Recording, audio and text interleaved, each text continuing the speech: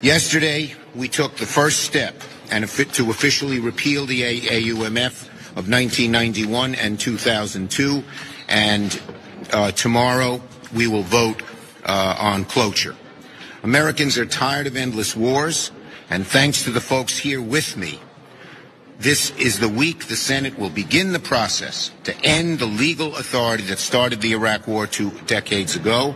March 19th will mark the 20th anniversary of that invasion.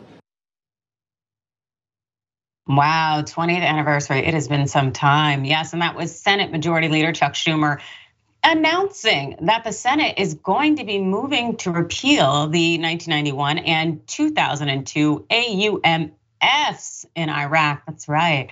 Kind of pulling that back, and something that needs to be done, because the Senate, what they did is they voted yesterday to advance a bill repealing two Iraq War Power Acts as lawmakers.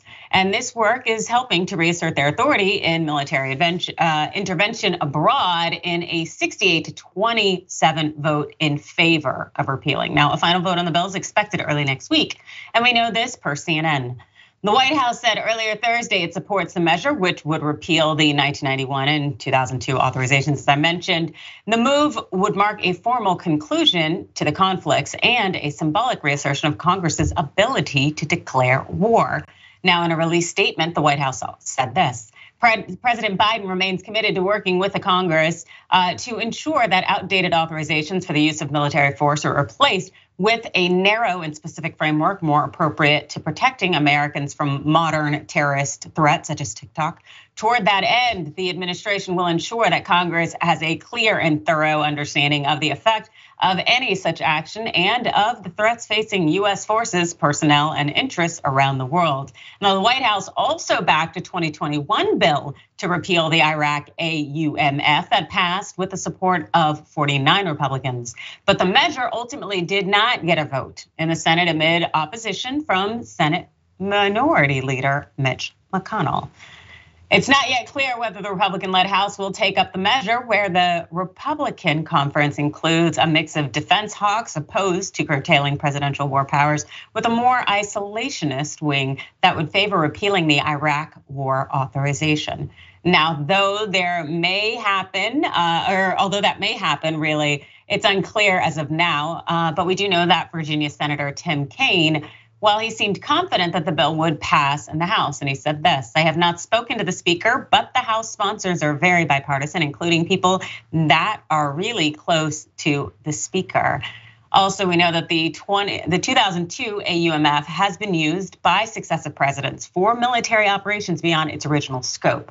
Former President Barack Obama used the 2002 measure to justify airstrikes against Islamic State terrorists in Iraq and Syria. Former President Donald Trump cited the AUMF when authorizing the strike that took out Iranian General Qasem Soleimani in Baghdad. Now that the measure is bipartisan, the opposition to the repeal is not. Oh my God, there's a lot there. But then again, when it comes to changing things that we did and we probably should not necessarily have done in the past, I'm all for it. But Bert, what do you think?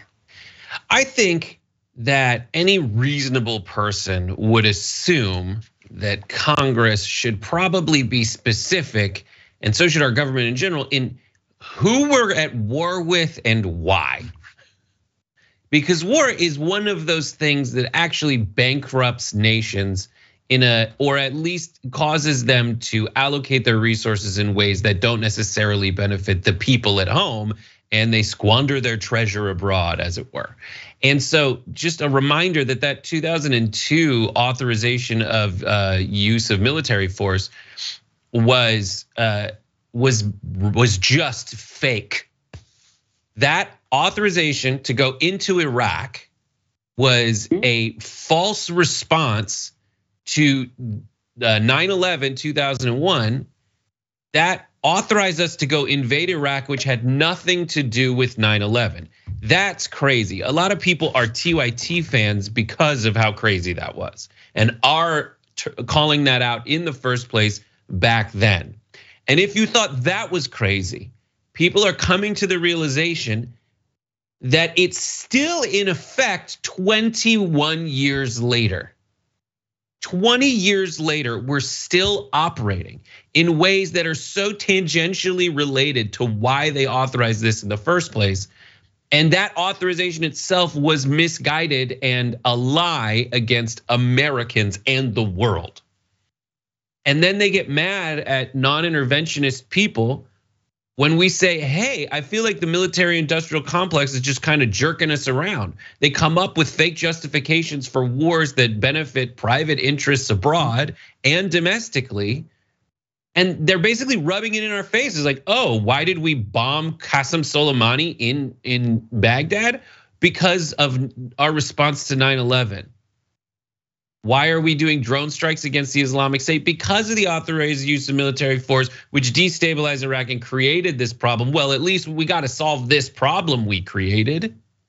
It is all just years later, decades later. That is how slow the government is to really take responsibility for it. And so you might ask yourself, why are they doing this? Why is this interesting to me? For all the reasons I listed, but it's also interesting to me because the Democrats are kind of looking around the margins of the Republican Party and seeing folks like Lauren Boebert and seeing folks like Matt Gaetz, who are wildly hateful and terrible garbage people. But the one through line of them is they also don't want to be in Iraq. They also don't want American treasure being squandered abroad, as it were. And so the Democrats are seeing that movement in the Republican Party and saying, hey, I don't want the Republicans to be the party of give peace a chance, because there's a lot of people that rally around that. And they also want to destabilize the Republican Party and get those wedge issues that drive that party apart. Now, the power that the Speaker of the House has is whether he's going to actually bring this to a vote. And he is been basically jerked around, and they got him by the short and curlies, for lack of a better term. The right-wing populist weirdos that we all hate in the party, the Boeberts, the Gaetzes, the Marjorie Taylor Greens, they've been able to put Kevin McCarthy in a very weird, tenuous position and have to cater to them. Like Marjorie Taylor Greene is the president pro tem of the House sometimes. She is the one with the gavel. That's how crazy the Republican Party is. And so the Democrats are trying to expose that and destabilize the Republicans so they can't actually crystallize a message around intervention, non-intervention, the Lindsey Grahams versus the Lauren Boeberts. Yeah, and it's funny because in some part you kind of lost me around 1991 because I wasn't born yet.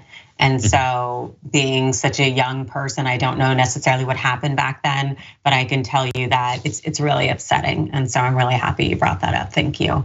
But I can also tell you that there have been more hawkish Republicans out in these streets that have been basically opposed to repealing the Iraq AUMF, including Senator Ted Cruz.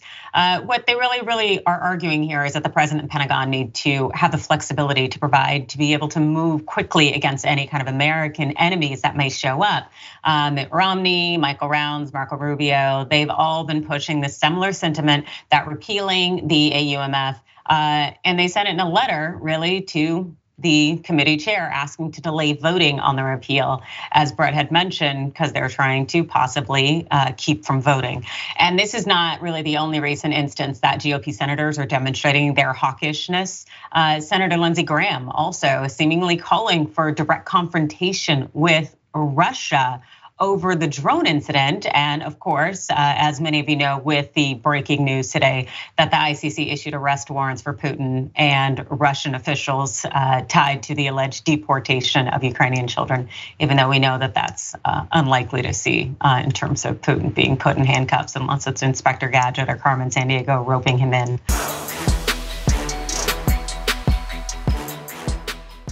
For more political news breakdowns, interviews, stories of activism, and me trying my hardest to care about the occasional big celebrity news story, subscribe to our YouTube channel at youtube.com/The Damage Report. And you can ring the bell wherever it is so you don't miss anything.